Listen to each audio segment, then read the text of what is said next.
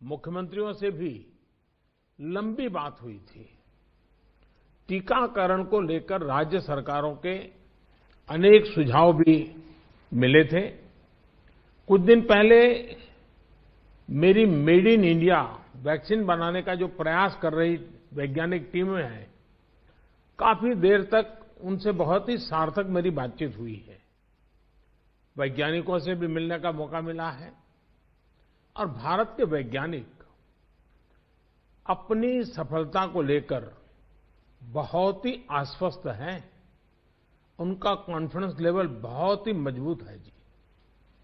अभी अन्य देशों की कई वैक्सीनों के नाम बाजार में हम सब सुन रहे हैं, लेकिन फिर भी दुनिया की नजर कम कीमत वाली सबसे सुरक्षित वैक्सीन पर है और इस वजह से स्वाभाविक है पूरी दुनिया की नजर भारत पर भी है।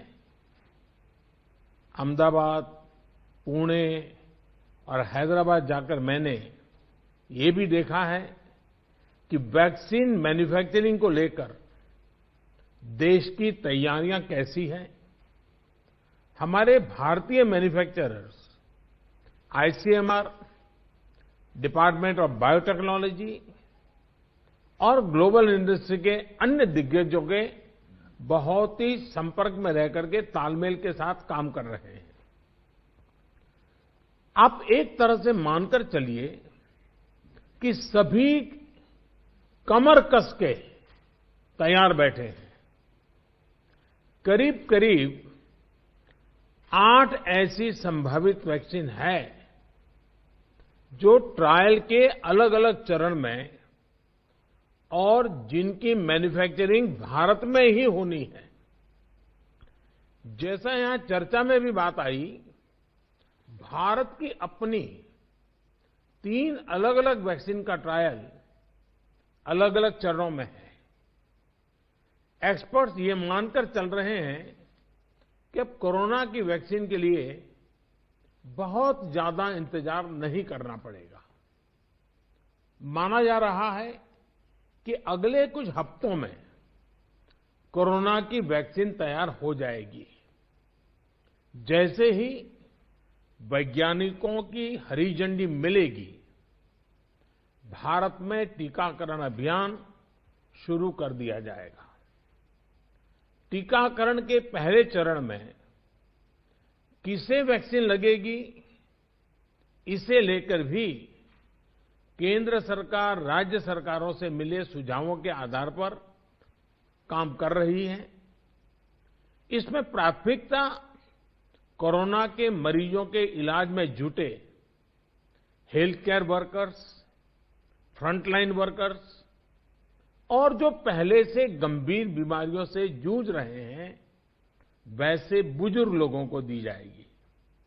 साथियों, वैक्सीन के डिस्ट्रीब्यूशन को लेकर भी केंद्र और राज्य सरकार की टीमें मिलकर के काम कर रही हैं। भारत के पास वैक्सीन डिस्ट्रीब्यूशन एक्सपर्टाइज और कैपेसिटी भी है। दुनिया के अन्य देशों के मुकाबले इस क्षेत्र में हम बहुत बेहतर हैं। हमारे पास टीकाकरण के लिए दुनिया का बहुत बड़ा और अनुभवी नेटवर्क भी मौजूद है। इसका पूरा लाभ उठाया जाएगा। जो कुछ अतिरिक्त कोल्ड चेन इक्विपमेंट, अन्य लॉजिस्टिक की जरूरत पड़ेगी, राज्य सरकारों की मदद से उसका भी आकलन हो रहा है। कोल्ड चेन को और मजबूत करने के लिए भी साथ ही साथ अनेक नए प्रकल्प भी चल रहे हैं, कई और नए प्रयास भी चल रहे हैं। भारत ने एक विशेष सॉफ्टवेयर भी बनाया है, कोविन, जिसमें कोरोना वैक्सीन के लाभार्थी वैक्सीन के उपलब्ध स्टॉक और स्टोरेज से जुड़ी रियल टाइम इंफॉर्मेशन रहेगी। भारत में कोरोना वैक्सीन की रिसर्च से जुड़े दायित्व के लिए विशेष टास्क फोर्स का गठन किया गया था। और वैक्सीन से जुड़े अभियान का दायित्व नेशनल एक्सपर्ट ग्रुप को दिया गया है। इसमें टेक्निकल एक्सपर्ट्स हैं, केंद्र सरकार के संबंधित मंत्रालयों और विभागों के अधिकारी हैं, प्रत्येक जोन के हिसाब से राज्य सरकारों के भी प्रतिनिधि हैं। ये नेशनल एक्सपर्ट ग्रुप राज्य सरकारों के साथ मिलकर के काम कर रहा है। राष्ट्रीय और स्थानीय हर जरूरत के मुताबिक फैसले नेशनल एक्सपर्ट ग्रुप द्वारा सामूहिक तौर पर लिए जाएंगे। साथियों, वैक्सीन की कीमत कितनी होगी, इसे लेकर भी सवाल स्वाभाविक है। केंद्र सरकार इस बारे में राज्य सरकारों के साथ बात कर रही है। वैक्सीन की कीमत को लेकर फैसला जन स्वास्थ्य को सर्वोच्च प्राथमिकता देते हुए किया जाएगा और राज्य सरकारों की इसमें पूरी सहभागिता होगी। साथियों, एक राष्ट्र के रूप में भारत ने जो फैसले लिए, जिस प्रकार भारत ने तेजी से वैज्ञानिक तरीकों को अपनाया, उसका परिणाम आज दिख रहा है। भारत आज उन देशों में है जहां पर प्रतिदिन टेस्टिंग बहुत ज्यादा हो रही है। भारत आज उन देशों में है जहां पर रिकवरी रेट भी बहुत ज्यादा है। भारत उन देशों में भी शामिल है जहां पर कोरोना की वजह से होने वाली मृत्यु दर इतनी कम है। भारत ने जिस तरह कोरोना के खिलाफ लड़ाई को लड़ा है, वो प्रत्येक देशवासी की अदम्य इच्छा शक्ति को दिखाता है। विकसित देशों, अच्छे मेडिकल इंफ्रास्ट्रक्चर वाले देशों की तुलना में भी भारत ने इस लड़ाई को कहीं बेहतर तरीके से लड़ा है और अपने ज्यादा से ज्यादा नागरिकों की जान बचाई है। हम भारतीयों का संयम, हम भारतीयों का साहस, हम भारतीयों का सामर्थ्य इस पूरी लड़ाई के दौरान अतुलनीय रहा है, अभूतपूर्व रहा है। हमने सिर्फ अपने ही नागरिकों की चिंता नहीं की, बल्कि हमारे देशों के नागरिकों को भी बचाने का हर प्रयास, अन्य देशों के साथ मदद करने का भी काम, हर संभव प्रयास किया गया। साथियों, फरवरी मार्च की आशंकाओं भरे, डर भरे माहौल से लेकर आज दिसंबर के विश्वास और उम्मीदों भरे वातावरण के बीच भारत ने बहुत लंबी यात्रा तय की है।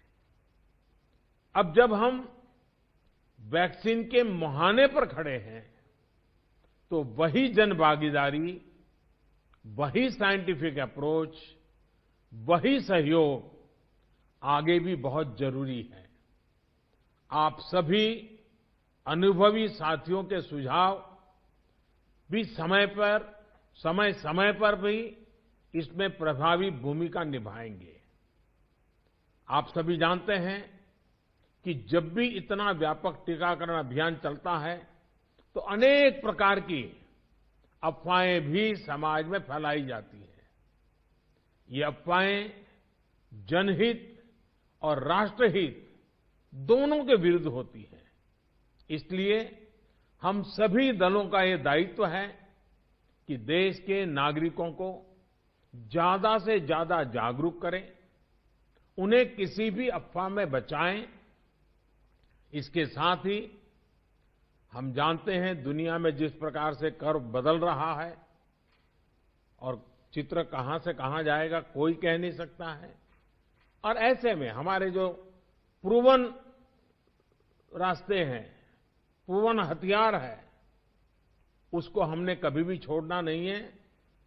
और इसलिए 2 गज की दूरी और मास्क के प्रति भी हम लोगों को लगातार सतर्क करते रहना है। देश ने अब तक जो प्राप्त किया है, किसी भी तरह की लापरवाही उसे नुकसान पहुंचा सकती है। मैं सभी राजनीतिक दलों के महानुभावों से आग्रह करूंगा, हर एक को आज बोलने का अवसर नहीं मिला है, लेकिन मेरी प्रार्थना है कि आप लिखित भेजिए। आपके सुझाव बहुत काम आएंगे, आपके सुझावों को गंभीरता से लिया जाएगा और योजना में वो भी बहुत पूरक होंगे। इन सभी आग्रह के साथ मैं आज आप सभी का बहुत बहुत आभार व्यक्त करता हूं। आपने समय निकाला, बहुत बहुत धन्यवाद।